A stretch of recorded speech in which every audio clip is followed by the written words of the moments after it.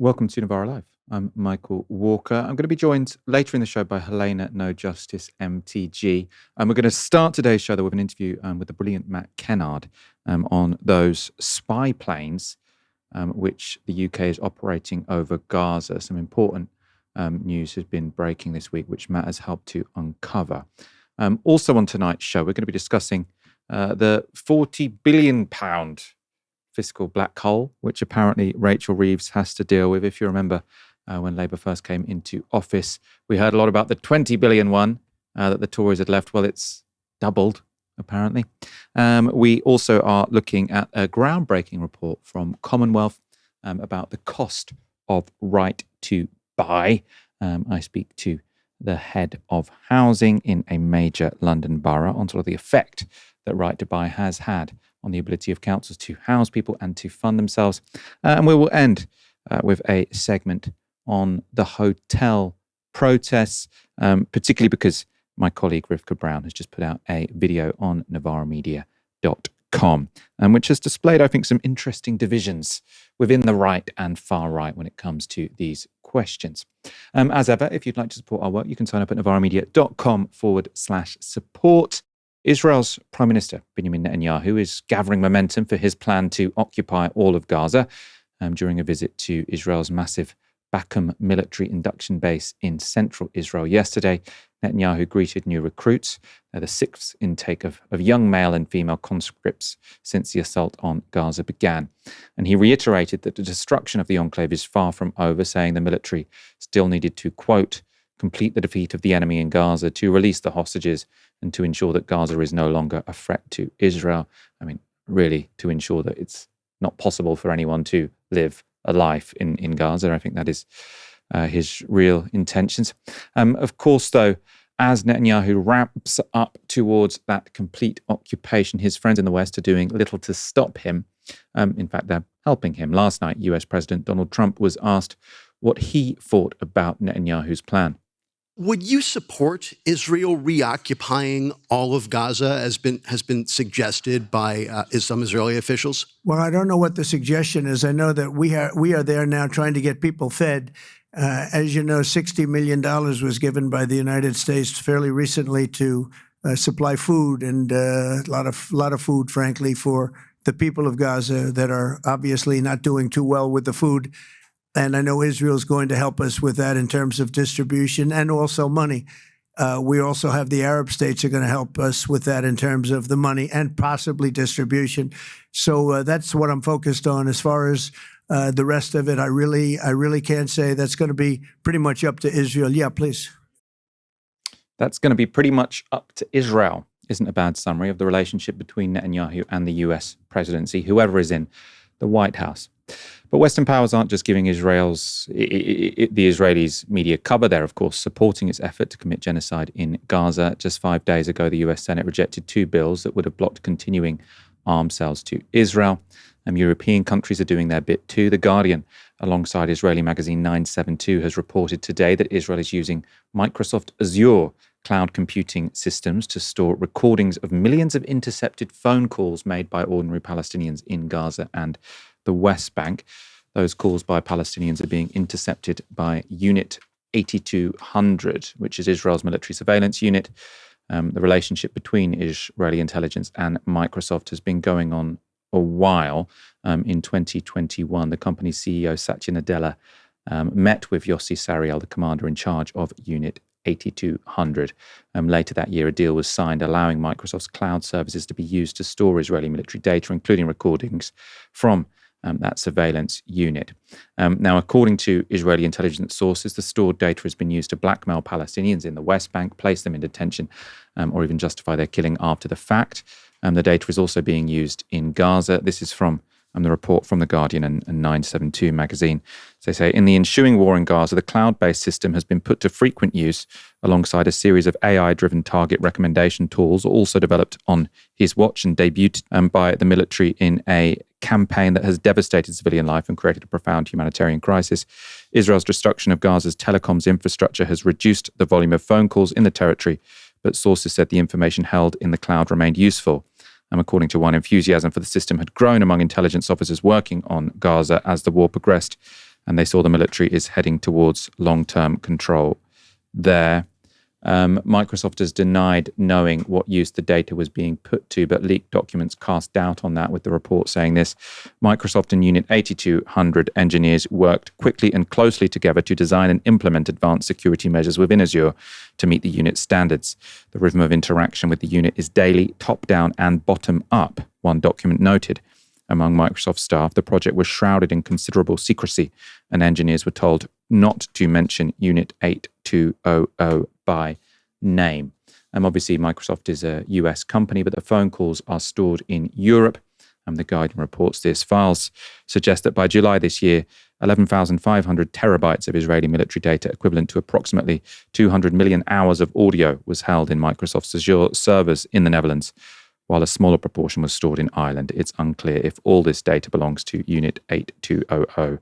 Some may belong to other Israeli military units. Whether the governments of Ireland and the Netherlands know what data centres in their countries are being used for is an open question. When it comes to the collection of data to aid Israel's assault on Gaza, though, the UK is much more actively engaged. It was reported in March this year by Declassified UK that the RAF had flown over 500 spy flights over Gaza since Israel's assault began. That reporting led to repeated written questions from MPs to defence ministers asking about the purpose of those flights.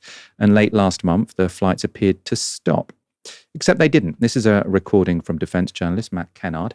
It shows a new spy flight from the RAF's Akrotiri base in Cyprus, taking place over Gaza on the 28th of July.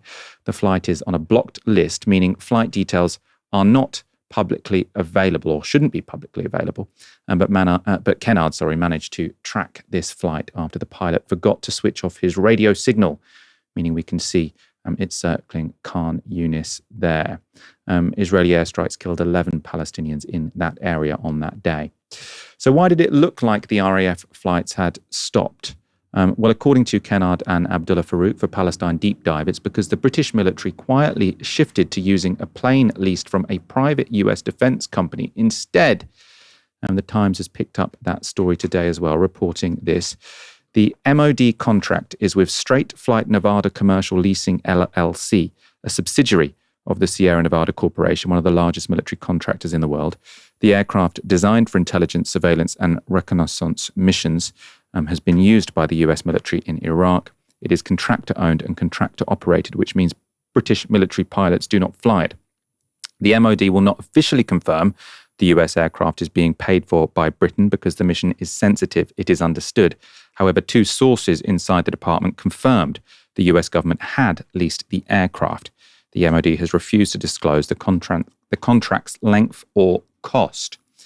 The government has repeatedly admitted that intelligence gathered by UK-controlled spy flights has been shared with Israel, so that's not a total secret.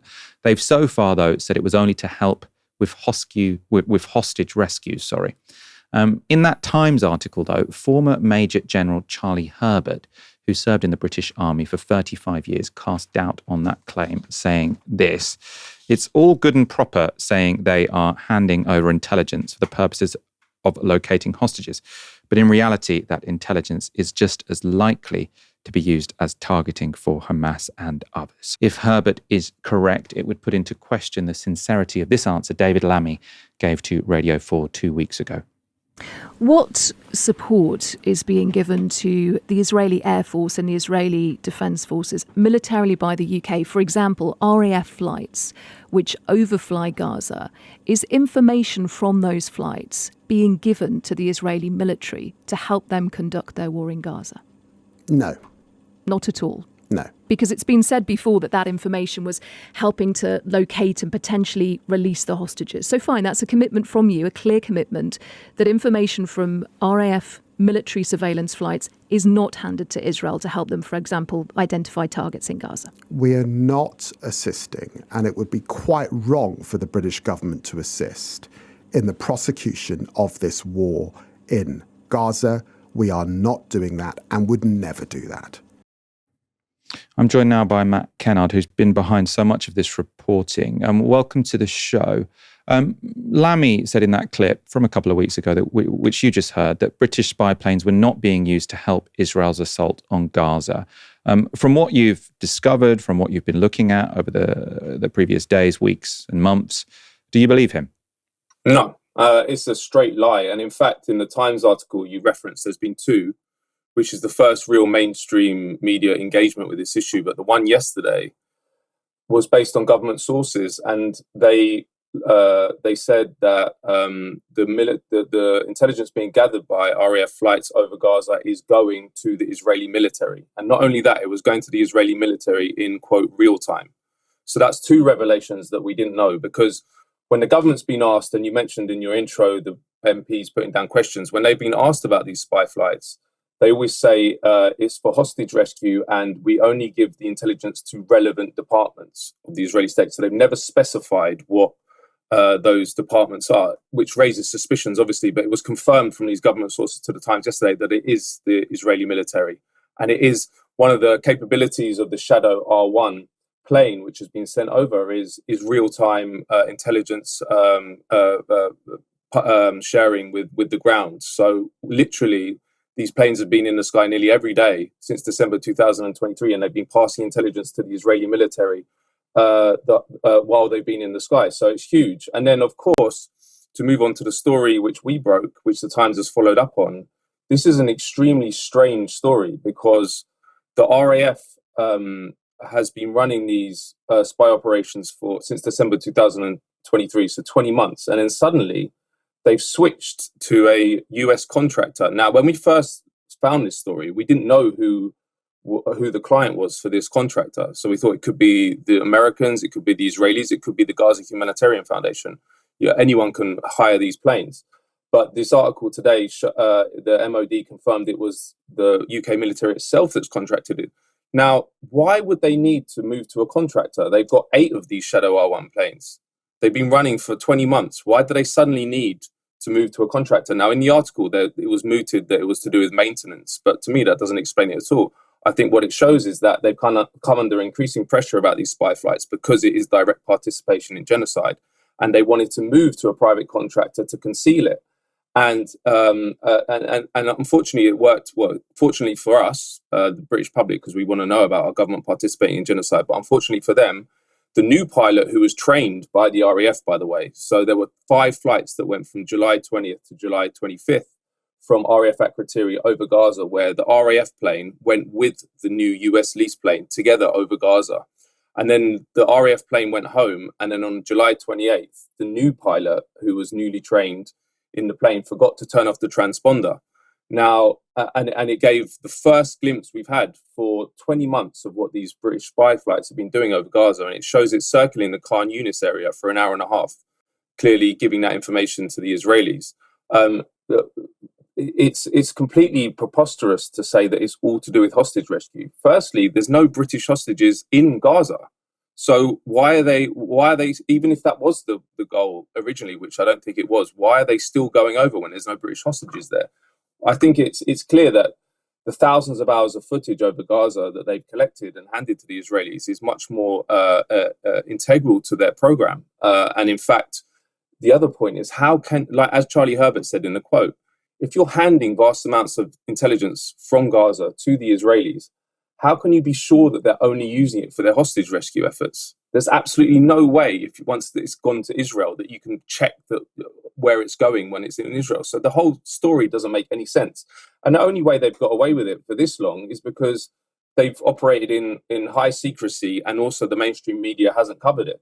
And the other interesting point about the article today, and I think maybe the most important point, apart from confirming our story, is that it's the first evidence of distress and unrest within the Ministry of Defence itself about the flights that are going from RAF Akrotiri, the spy flights.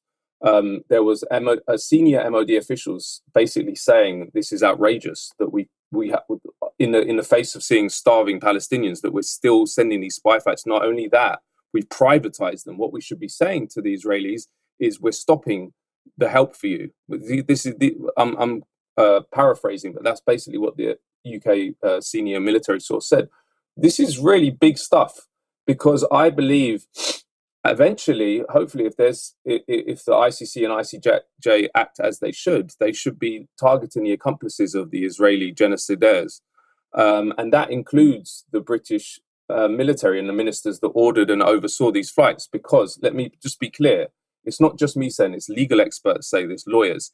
If you are gathering intelligence over an area, about that area, and handing it to the power which is committing war crimes and genocide in that area, then you are a party to that conflict and you are legally liable for that role that you're playing. And again, this isn't some small part of the Israeli operation. I talked about this with Aaron when I was interviewed in Novara recently. Al Jazeera did some follow-up work to the work I was doing and found that 47%, so nearly half of all surveillance flights flown over Gaza during the genocide have been done by the RAF, more than double Israel itself. So you can see the huge outsized role the UK has played, and there needs to be some accountability for ministers. And it makes people uncomfortable, or it shocks people when you say that UK ministers should be investigated by the ICC, but they really should, because if we're going to have accountability for the genocide, we can't just do it for the Israelis. We need to do it for all the people that facilitated and participated in the genocide. And what's because I mean, obviously, you know, your reporting, knowledge of this is not going to be popular with the public. There's I can think of a number of reasons why, you know, the UK government is taking some risks by providing this support to Israel. It's also not clear to me, or not obvious to me, why Israel would need this. Because I mean, I've never sort of thought of Israel as a country that doesn't have the capacity to do its own spying. You know, they're a very advanced nation that's sort of very practiced in surveillance as an occupying power, as it's been for decades. Why is it so key, or why is it believed to be so key that the UK provide this service for Israel? What's your understanding of that? Yeah, that's a question I often get asked, and I don't know the answer to it, and it's one I ask myself too. Because as you say, Israel has full spectrum control of Gaza, surveillance, military, whatever element of control you're looking at, Israel has it in Gaza. So why would they need these daily spy flights by the RAF?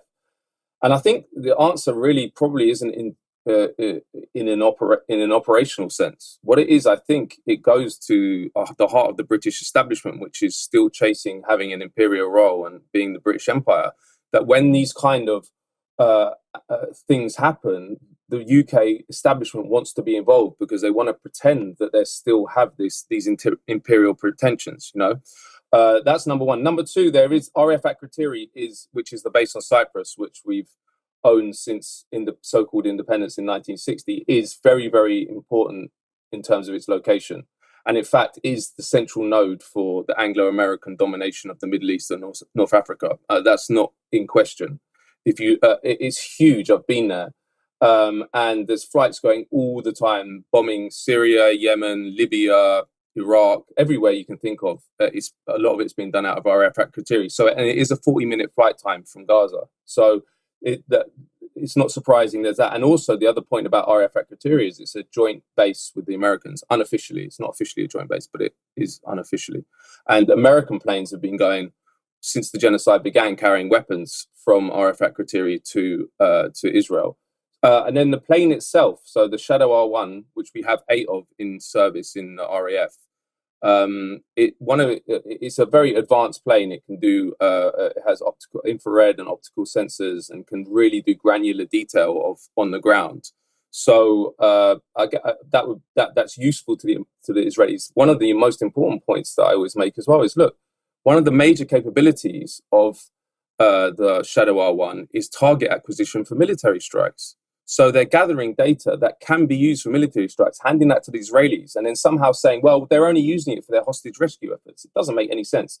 Another part of that excuse, which doesn't make any sense, is the Israelis present their whole operation, their whole genocide in Gaza as a hostage rescue operation. So semantic wordplay, we know what politicians do. They could just be using that as like the rubric under which the whole operation. So I think the whole thing, the interesting part about this is it's unraveling now. It's unraveling. As I said, the revelation that they're handing it to the Israeli military, the revelation they're doing it in real time, the revelation that they have now moved to a private contractor. This is all happening in the mainstream media. This is a first, and definitely a first is that there's real murmurings within the MOD itself, unhappiness about what is happening. I think that will have an effect, and hopefully will, because these flights need to be grounded for moral reasons, but also for the legal reasons, because the ministers that ordered this and have overseen this are complicit and participants in a genocide. It doesn't get more serious than that.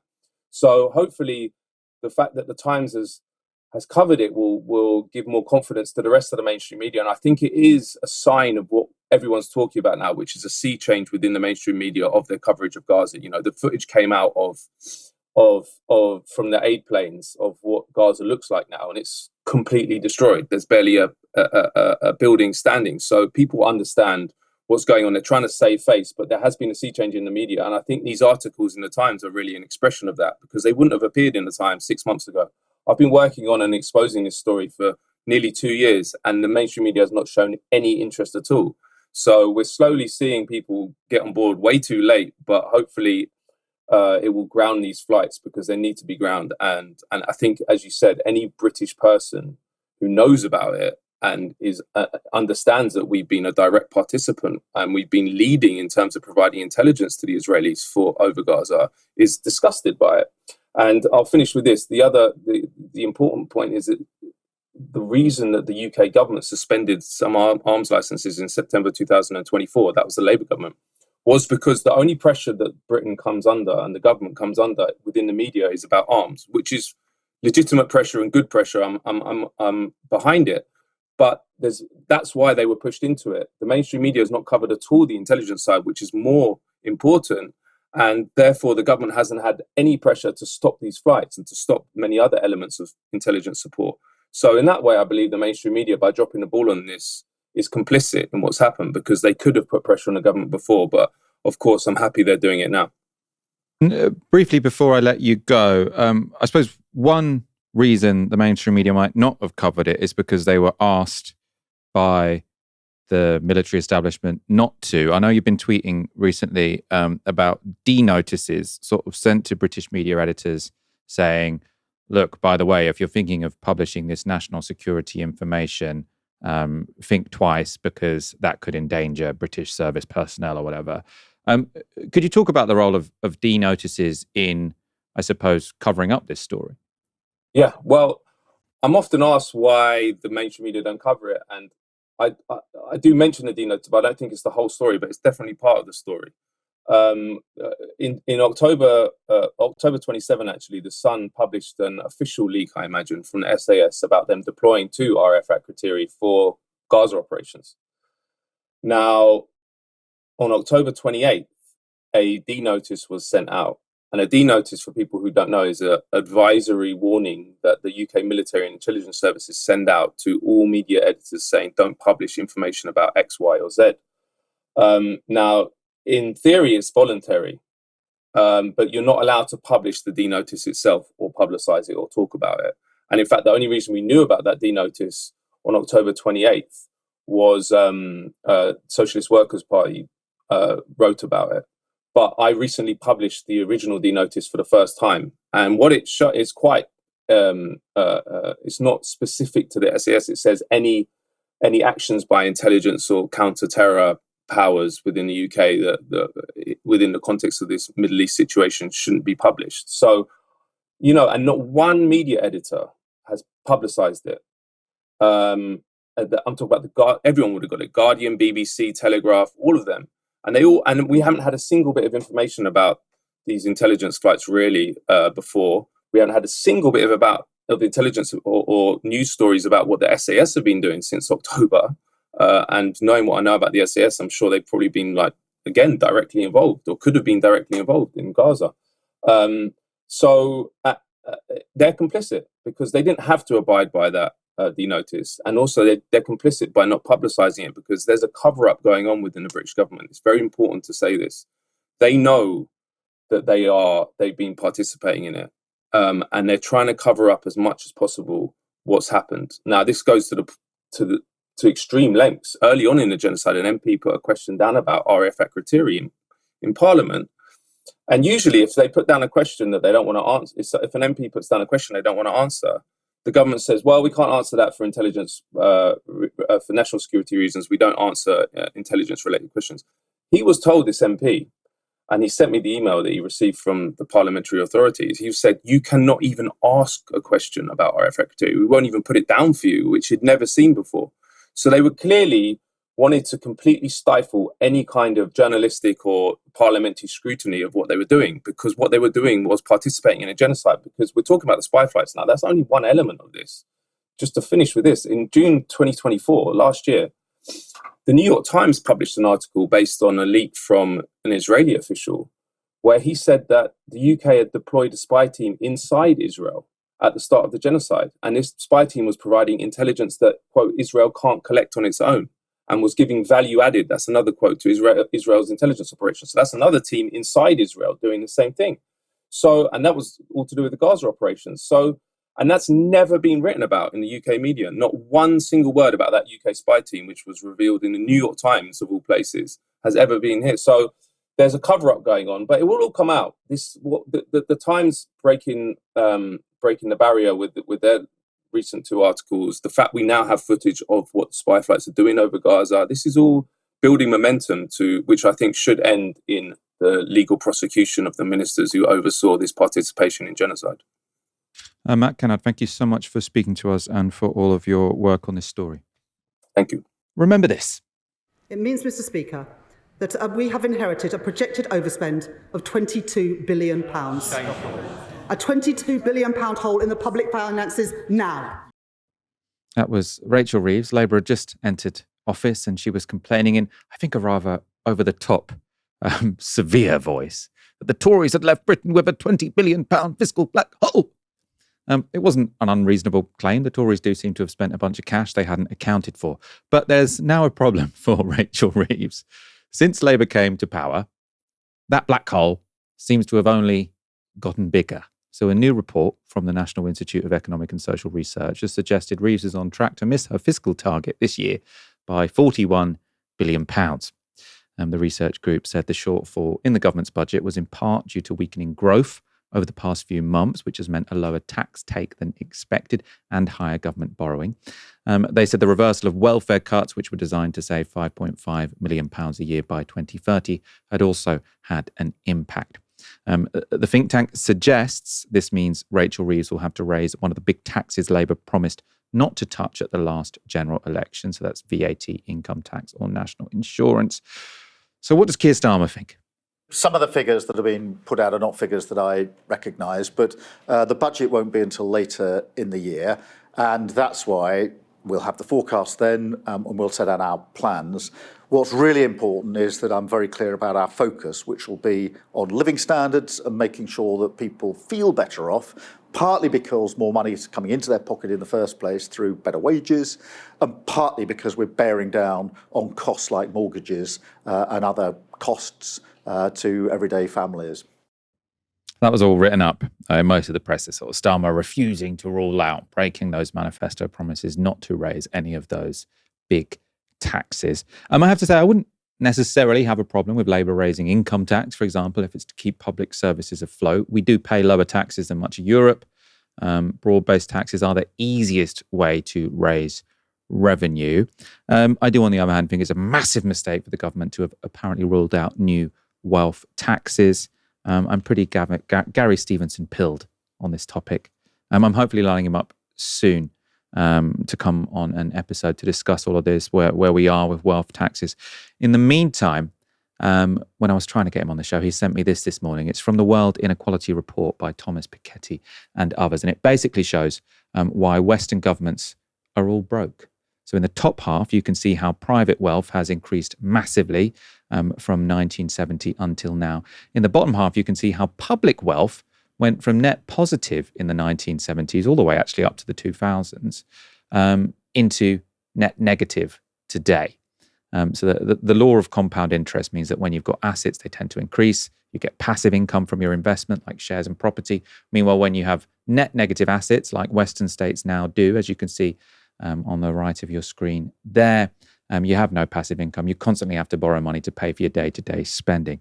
Now, it's important to note here, when I say we used to have net positive assets in the 1970s and we have net negative assets now, that doesn't mean we weren't borrowing money in the 1970s or we weren't in debt. But while we were borrowing money, if we were in debt sort of on our current account, we also owned assets. So if that's land, housing, steelworks, whatever, that meant our net financial position was positive. So Gary's argument is fine. Do what you want to sort of fund public services in the meantime. But the big thing we have to do is get some of that wealth from private hands into public hands, so we're not constantly, I suppose, having to rent back the buildings, the assets, anything that we sold to them back in the 80s for cut price costs. Or cut price prices, do you say that? Anyway, I'm joined by Helena, aka NoJusticeMTG, someone far more articulate than me. You'd never struggle with whether to say cut price costs or cut price prices. What do you make of this story, this fiscal black hole that's apparently doubled since Labour got into office? Well, I think the first thing I would say is that there's no such thing as a black hole fiscally in the abstract or in a vacuum. When it comes to both the original black hole that Rachel Reeves was talking about and this new black hole that's been talked about in this think tank report, the bit that's missing is the black hole based upon the fiscal rules. Okay, so in terms of the £22 billion black hole, that was based upon Jeremy Hunt's fiscal rules. And this new one is based upon Rachel Reeves's fiscal rules, right? The report specifically says that she needs to raise taxes by X amount, i.e. 50 billion, to be able to meet her own fiscal rules by 2930, and to also have £10 billion of extra wiggle room as well. And I think it's kind of unfair to compare the two between Jeremy Hunt and Rachel Reeves, specifically because in Jeremy Hunt's case, these were departmental overspends. This was money they said they wouldn't spend and then did and had done already, right? So that was money that they had inherited already. And this is future projections of what the economy might look like by 28, 29, 29, 30. These are two different things, but I don't think that will help Rachel Reeves. And quite frankly, it shouldn't help Rachel Reeves because it's their own fault for getting themselves into this narrative and rhetorical mess in the first place. They were the ones who had this whole planned out at the start. The whole plan was very, very obvious. I mean, Ash mentioned this to Darren Jones on Politics Live all those years ago now, that it was clear that what they were going to do was say, no plans for tax rises, get into government, and they'll go, oh no, we found everything is terrible. Look how fiscally unprudent the Conservative government was back when they were in charge. They're so terrible. They're going to do this whole George Osborne thing, wave around the note from the Treasury and say the economy is terrible because of the Conservatives. We have to raise taxes that we didn't think we'd have to raise. And if during the election campaign, they just already made the case that tax rises were a good thing, whether it be on the wealthiest, as both you and I think there absolutely should be, or broad-based tax increases, which I'm glad to see you also agree with me on as well, to get our economy similar in terms of levels of taxation and social infrastructure as countries that are social democracies in Northern Europe, for example. Then if they'd made that case at a time when they really could have done, they didn't need to Ming vase it. The Tories were hated for huge numbers of reasons and they were going to vote Labour, whatever, regardless of how fiscally prudent they looked. Then they wouldn't be in this mess of having to go, well, there's nothing much we can do because we've ruled out all of these big tax rises that we could make, all of these levers that could be at their disposal that could raise a lot of money very, very quickly in terms of taxation. They've explicitly ruled out, especially when it comes to income tax, which is the big, big lever that she has access to. Now, there are a bunch of other ones that we've not talked about, such as forcing the Bank of England to pull down their quantitative tightening plan, which they could well do. I don't think there's any reason to do QT at a time when inflation is scheduled to come down. The base rate looks like it should be coming down as well. And the real constraints in terms of Rachel Reeves' own fiscal rules is rising bond yields. For people who don't know, quantitative tightening is when the Bank of England, who currently holds a bunch of UK government debt, is held by the Bank of England, was bought from the private market during the quantitative easing period. They're selling that back onto the market. So when you increase the supply of government bonds in the market, that supply means that the value of the bond goes down. Therefore, the amount of interest you have to pay to maintain that value goes up. So that's why the government debt is scheduled to be such a burden on government finances, because the interest they're paying is going up due to the market conditions changing because of the quantitative tightening program. Now, there are other problems to do with tariffs and things like that as well, but reversing the quantitative tightening program would make Rachel Reeves' life a lot easier due to her own fiscal rules. And the second thing, of course, is that we have the interest is being paid on the government debt that is held by the Bank of England too, which also we don't have to do. We've made a choice to pay interest on those gilts held by the Bank of England, and we could reduce by 2% or so the amount that we pay on that, and it would instantly free up another 15-20 billion pound potentially in terms of the amount we pay in interest. And that's before we even get to the idea of not adhering to the fiscal rules, right?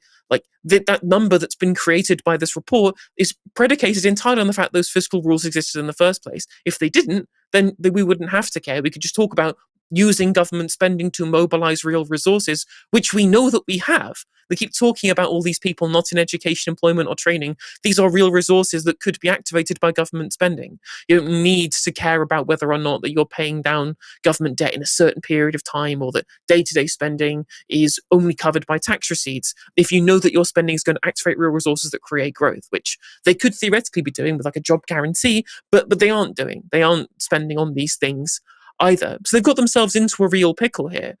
There are loads of different things that they could do that they've basically ruled out: wealth taxes, tax rises on kind of high earners, or changing monetary rules.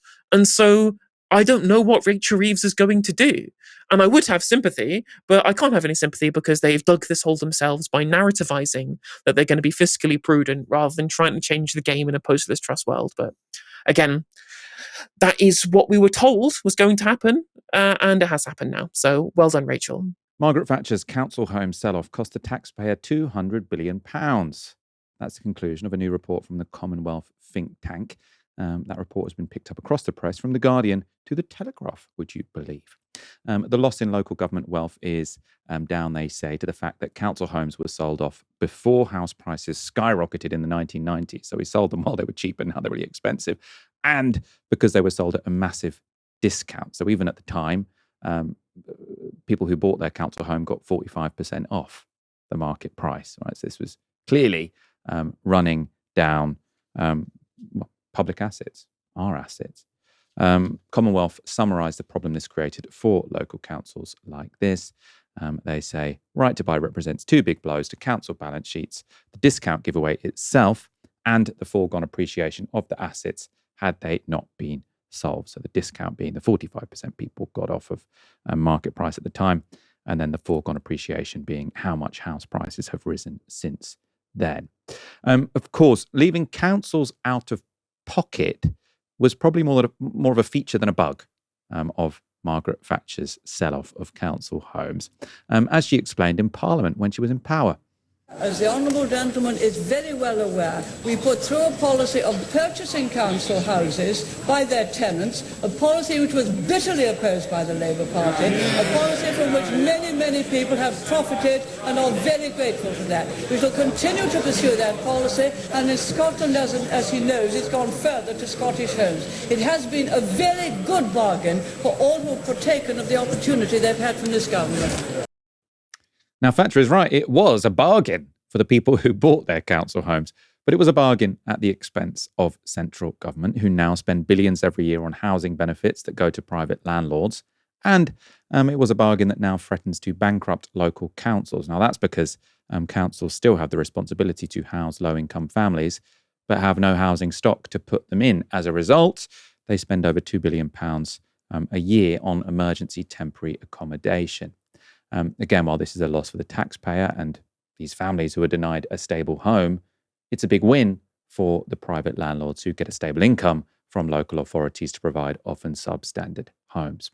It's all rather frustrating, but is there any hope of us going back to a system that actually works?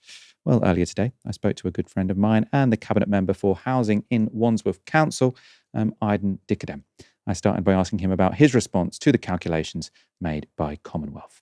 Well, I thought it was an excellent report, and I really recommend people going away and reading it. I think there are two things that really stand out.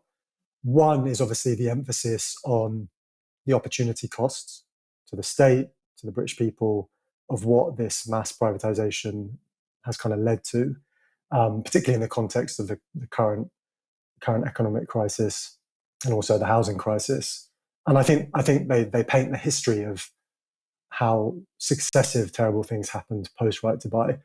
I think the second important thing is the interrogation of the ideological the ideological explanation is probably the wrong word, justification of right to buy as a redistributive policy. Because within the cohort of people that benefited from right to buy, they go into how it was actually less progressive and less redistributive than is often argued by people who still are proponents of right to buy and the kind of redistributive value that it had. So I think it's a really, really useful report, and it also kind of, in some ways it's depressing, because I think for most people, they know that right to buy has led to basically has been like catastrophic in terms of its real world impact. And I think by looking at that, we can start to think about the broader ramifications in terms of public ownership, in terms of the public good. And I mean, you're in a very practical role here. You're responsible for housing in Wandsworth. So I would assume you have a long waiting list of people who want a council home. You've got to try and distribute them between, I suppose, the limited supply of council homes or social homes that you control access to. I mean, do you know sort of how many more homes you'd have to play with if right to buy hadn't been in place? Do you know how many homes were sold off in Wandsworth? Yeah, so we'll never quite know the full figures, but I can tell you some specific examples. So of the stock that I manage, 17,500 are socially rented units and about 15,000 are leasehold properties that were sold under right to buy. But that doesn't include the thousands of street properties and whole estates that were privatized. So we think roughly in the ballpark figure of about 30,000 social homes were sold overall. Now, so within that stock profile that I manage, of the 15,000 that are now leasehold properties, about half are non-resident landlords. So they are now private rental properties. I think there are two really good examples from Wandsworth, right? Because Wandsworth in many ways is like, it's Thatcher's favourite council. And it's the birthplace of some of the kind of reforms and policies that led to right to buy. We were kind of pioneers in that, right? So, Winstanley York Road estate, when I was growing up, one of the kind of worst places to grow up in the country, I think 0.1%, worst places in terms of life outcomes and chances. Very much created because the entire Falklands estate was privatised en masse. So an entire estate, not sold under right to buy, but given over to a private developer, led to a gated community that cut that estate off from Falkland Road. So there are kind of other implications from this privatisation in terms of the fabric of our communities, in terms of the geography of them. A second really kind of like classic example is the son of the Minister for Housing under Thatcher owns about 40 plus council units in Wandsworth. He's a mass landlord. So you've kind of got almost like a direct link between who are the beneficiaries of this policy and who are the losers. And I think that's, again, one of the great things about this report is it goes into the historical detail. Also, some of the missed opportunities to kind of mitigate some of the impacts of right to buy. Because in some ways the irony is, of course, that Thatcher aimed to create this property-owning democracy, this property-owning majority. And actually, we've ended up in probably the opposite of that, which is a small group of people owning quite a lot and everyone else, including the state, having to rent that back off them. So it's kind of like a Frankenstein of the original idea in many ways. The sell-off of council homes, I think, has had two impacts on different parts of the state, right? So when it comes to the central state or central government who pay housing benefit, it means that potentially they're spending more on housing benefit than they otherwise would going to private landlords, some of them, as you say, who have bought up ex-council properties. As far as I understand, for you, so for the council, your big responsibility is housing people who are in desperate need of housing, and the cost to you goes on emergency or temporary accommodation. Let me know if I've got that wrong, but also if I've got that right, sort of, can you expand on what it means that you have people who you have to provide emergency accommodation for when you've got no council homes to put them in? Yeah, so in 2010, Wandsworth had about 400 families in temporary accommodation, and that's a statutory responsibility where if someone maybe gets served a Section 21 or they face family breakdown or they're evicted because their private landlord wants to sell up, they can come to the council, particularly if they're on a low income, and we have a duty to find them some housing. Now, what we have seen since 2010 is a kind of catastrophic explosion of this need for temporary accommodation because rents went up, benefit was capped, and London Housing Allowance, a particular sort of housing benefit, was frozen. And so you had all these people who for a while, kind of during the Blair eras, had been able to hold on to a kind of low cost private rental, started to face mass exodus from that PRS system, but there was no social housing to place them in. And so we ended up with this temporary accommodation middle ground, which is basically the mass transfer of wealth from the public sector into the private sector. London councils, at the last estimate, are spending about £4 million a day on temporary accommodation. Often this is poor quality accommodation, and often it is ex-council accommodation that we are spending huge amounts, sometimes, at market or above market if it's nightly paid. It is the market, but the market is totally rigged. So, this is really the kind of sharp end of the chaos that Right to Buy has led to. I think the one thing that I'd like to see more reporting on, because the focus of Commonwealth, understandably, is the kind of macroeconomic impact and the kind of opportunity cost of that asset class, right? That asset class from the public purse, from public ownership. But I think the cost is much higher when you factor in the health implications, the education implications, the employment implications that poor quality housing has created and that the housing crisis has led to. I mean, I think that is a much larger sum when we actually add it all up, and a kind of human tragedy as well. So I suppose the way we're talking about this is a sort of historic mistake. So Margaret Thatcher decided that she wanted to sell off council homes, probably for cynical political reasons, because she thought that homeowners would be more likely to vote Tory than council tenants. But someone watching this might be thinking, this is ancient history. What about now? You're a Labour council in what you've said was, it had been a Tory council for decades, had been Margaret Thatcher's favourite council, but now Labour are in charge. Labour are also in charge nationally. Is anything being done to reverse this situation? I know I see on your Instagram every now and again, you're sort of showing these new council homes that have got built in your borough. But I mean, is that a drop in the ocean? Tell me about the direction of travel now. Yeah, so we're building a new generation of council housing in Wandsworth, and this is direct build by the council. But on the question, which we often get asked, is, well, you're building this council housing, isn't it all just going to get sold off under Right to Buy? And there are two. Before the Labour government, we had a kind of plan for that, which was actually, because of how hot the property market is in London, the market cost of the new council homes, because of the quality of these council homes that we're building, was so high that even with the discount, it was unlikely that someone who would qualify on a low income into that council housing would be able to qualify under Right to Buy for a long time. Like, it would, just because of how high spec is and how expensive the market is. That was our kind of buffer we were hoping, but that wasn't going to last for a long time. The Labour government has actually, and credit to them, although they said they weren't going to scrap Right to Buy because it's still very popular, they have in many ways limited its reach almost to the point at which I can't see it becoming a major issue in terms of supply, because they've extended the period in which you have to reside in the property. They've reduced the discount massively to about 5%, with a staircasing on 1% every time you live there. And they've taken new builds out of it to protect the kind of new build council housing that we're building. So just like in 2012, when the Tories came in, they kind of re-implemented a kind of turbocharged Right to Buy. And for that whole decade in which the temporary accommodation crisis was happening, we were losing more homes to Right to Buy and demolition than we were building. The Labour government has actually transformed Right to Buy to the point at which I think there will be much fewer sales than there has been for the last 15 years. Okay, that's good. That's good on Right to Buy. I suppose the issue that viewers might be asking is, in terms of how are we turning this around, is how many council homes are you building? So my understanding, I suppose from how we've spoken before, is you're building sort of 1,000 council homes over a term, which...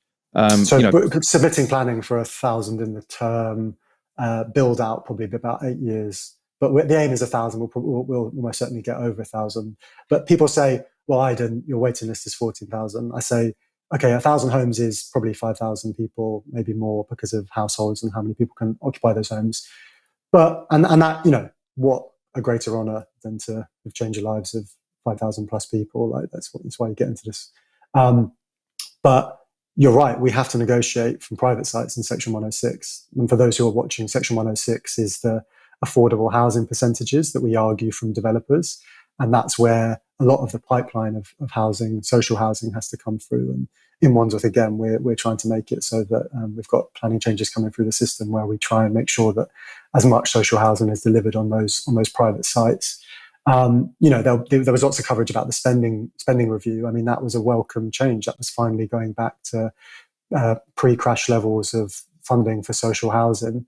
But there is a huge amount of ground to cover. Like the report outlines, roughly a third of people were living in social housing in 1980, and that was halved by Right to Buy. Now in council housing, that went even down. That's down to 6% now, because housing associations make up a large bulk of that. So, the project that I see myself as part of is trying to, be part of that political movement that is fighting for a world in which people like me and you can get access to council housing, social housing again, because it is plentiful, because it is abundant, right? And that is the world we have to fight for. But, we're starting from a very low base because of 15 years of the same logics that led to Right to Buy, like austerity and privatization. And I suppose being more ambitious here. So say if you think about sort of like politicians in the 50s and the 60s, even Tory ones, actually, they were building like 200,000 council homes a year.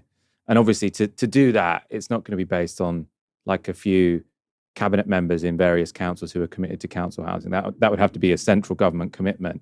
So would it be the case that if sort of Rachel Reeves says, actually, this is worth it, we're going to put £100 billion into local authorities to build council homes, could you very rapidly just double the amount of council homes you're building? Would it be a sort of sensible demand to say to this Labour government, you need to give local councils billions of pounds so that they can build out homes which not only provide homes for people, but also a sort of an asset which the state can start to build out, so the state owns stuff again? Yeah, there's 2 points there. There's one, your historical point about how there was a historical consensus on council housing prior to Thatcher. Thatcherism, Right to Buy, it changed the social fabric of reality. Like, I think we can't underestimate it. Like, changed our brains. It changed the way that we think about the world. There are amazing interviews from the 1970s on Parkinson where like conservatives are arguing housing positions that would be seen as like, to the left of Corbyn. Like it was just a different era because people thought exploitation and landlordism were bad and that there should be rent controls. That was kind of the norm, right?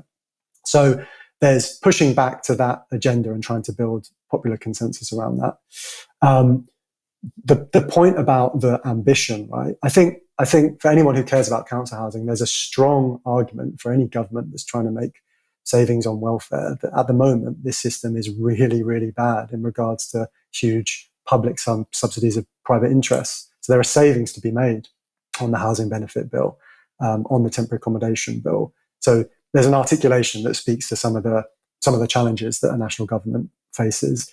There is an issue with interest rates. It breaks my heart that the kind of golden era of low interest rates was occupied by a Conservative government, because that does mean that borrowing to build council housing has become a longer term investment, but it still pays for itself. You just have to extend the lifetime of the borrowing period. It pays for itself in the end, and then it generates income. So I think it's a worthwhile asset that governments should invest in. I think we're in an interesting place. The spending review showed that there is clearly a desire for council housing and social housing to be returned to the tenure type, at least get as close to it. I know Angela Rayner has said that she wants to become the second largest tenure type. And so I think it's incumbent on all of us to fight for that. The challenge we face, and we've discussed it many times, is electorally the coalition of young renters at the moment who are really squeezed can't foresee the world in which they get access to council housing. And the YIMBY movement has been very good at trying to curb them off and argue for more market liberalisation and reforms, because it says, why should you have to suffer? It's creating a new kind of class politics in which young professional renters are pitted against social tenants. We have to absolutely fight against that kind of binary. I think one way to do that is to make life easier for private renters with rent controls, long-term secure tenancies. The Renters' Rights Bill will add towards that. But, those are the fissures that we've talked about quite a lot. That was Aydin Dikerdem speaking to me earlier today. Helena, I want your thoughts on the sell-off of council housing and the news that it's potentially cost us £200 billion. I think we need to start with a rhetorical shift, insofar as rather than describing it as right to buy or the sell-off of council homes, call it housing privatization. People don't like the word privatization. There's one thing that you can get people in this country to be negatively polarized towards something. It is describing it as privatization. No one likes it. We keep getting foisted. It keeps getting foisted upon us continuously by governments. Don't know what's happening with my camera, by the way. Sorry. Like, we continually get foisted upon us by government after government after government. The continual privatization of the assets of the country. Yeah, people don't like it, and so we should be trying to negatively polarize people towards right to buy by framing it as such. In terms of how do we solve this problem of lack of council housing inventory, now I'm glad that the Greater London Authority is broadly in favour of the right to buy back, i.e. giving councils the freedom to be able to compete in the private market for taking private houses off the market and turning them into council housing. That's a really good scheme. That should be expanded across the country. In terms of giving councils competitive advantage, we need community right to buy, which was kind of a Lisa Nandy idea, to have like historic pubs or whatever be able to be bought by local authorities. It needs to be expanded to basically all private residential housing at this point, to ensure that the council itself has the right of first refusal when these things come onto the market. So far, that means that they aren't trying to essentially drive demand up, which actually drive up house prices if they're just competing as normal with members of the public as well for the same very small supply of new private housing. And what we need to do is we actually need to look in terms of state provision of the actual construction of new council housing to try and get people bought into the idea that the state can do things. Insofar as at the moment, if you really do want to get council houses built, you rely on Homes England to tender a contract. And Homes England is just essentially a quango that bids for contracts for private developers to be able to build social houses for them. So you therefore entrusting with the construction of what should be long-term projects into what are the definitely pretty controversial and shoddy building practices of the private developer market. I'm not going to name any companies that might apply to, but we all know the ones, don't we? We all know who that applies to. And so what we need is a public developer. We need the state to actually own a development company that it can tender contracts to without having to pay for profits, without having to pay for CEO and directorial salaries as well, to make sure that we're doing it at cost, and that these contracts can be tendered immediately without having to worry about these private developers thinking about going elsewhere because they get a better deal to do it on private land they've bought themselves. Have a public developer, have it there to be able to engage in contracts from Homes England, or you could scrap Homes England as a quango and just have it directly coming out of the Housing and Local Government Department in government from the ministerial position, and then use that immediately to have councils access to a developer that's on the phone immediately to come and develop land as soon as it's acquired by the council. And we can get people, again, bought into the idea that the state can do things. It's not all private contracts. It's not all consultancies. It's not all somebody passing the buck on to somebody else, and if they get it wrong, wasn't my fault, it was the quango or the private company. No. Get the state doing these things. We can get around a bunch of regulation in terms of judicial reviews because it's the state doing it rather than a private developer being a middleman, and suddenly we can actually look at new towns, new council estates, and trying to make sure that the state does these things all over again, because clearly this private developer-led model hasn't worked. Helena, let's wrap up there. You're going to be in my seat tomorrow, so our viewers should definitely come back for that. Thank you so much for joining me. Always a pleasure having you on when I'm hosting. I'm looking forward to tomorrow's show. Thank you very much for having me, as always. Thank you, everyone, for tuning in. Come back tomorrow for another live stream from 6 p.m. For now, you've been watching Novara Media. Good night.